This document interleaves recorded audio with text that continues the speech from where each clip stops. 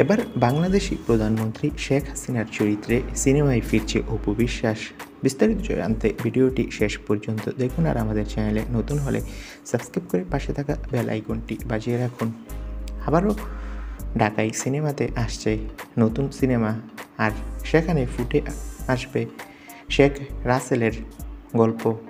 বঙ্গবন্ধুর পুত্র শেখ রাসেলের আর্তনাদ নামে এই ছবিটি নির্মাণ করতে চলেছে পরিচালক সলমন হায়দার, আর এখানে হাসু চরিত্রে অপু বিশ্বাস অভিনয় করবে। এই ছবিটার ব্যাপারে অনেকদিন আগেই পরিচালকের পরিকল্পনা ছিল।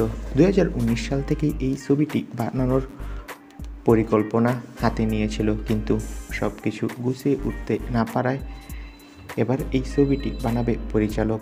শোনা যাচ্ছে চিত্রনায়িকা অপু বিশ্বাস এই ছবিটির জন্য 100 টাকা পারিশ্রমিক নিয়েছেন। অপু বিশ্বাসের সাথে যোগাযোগ করা হলে 100 টাকা পারিশ্রমিক নেওয়ার কথা স্বীকার করেন অপু বিশ্বাস।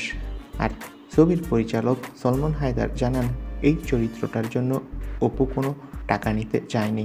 তারপর সাম্মানিক হিসেবে মাত্র 100 টাকা দিয়ে ওকে এই প্রজেক্টে যুক্ত করেছি।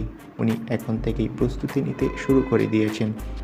অপুর সম্প্রতি প্রযোজনাতেও নাম লিখিয়েছেন, তাছাড়া তার ব্যবসাও শুরু হয়েছে নতুন করে। এই ছবিটার ব্যাপারে অপু বিশ্বাস বলেন, এই ছবিটা আমার জীবনে অন্যতম সেরা ছবি হতে চলেছে, কারণ শেখ হাসিনার চরিত্রে অভিনয় করা আমার স্বপ্নের মতো। এই ছবিটা করে আমি নিজেকে ধন্য মনে করতে চাই। তো বন্ধুরা, অপু বিশ্বাসকে নিয়ে তোমাদের কি মন্তব্য, আর ছবিটার বিষয়ে তোমাদের মন্তব্য কমেন্ট করে জানিয়ে দাও। ধন্যবাদ।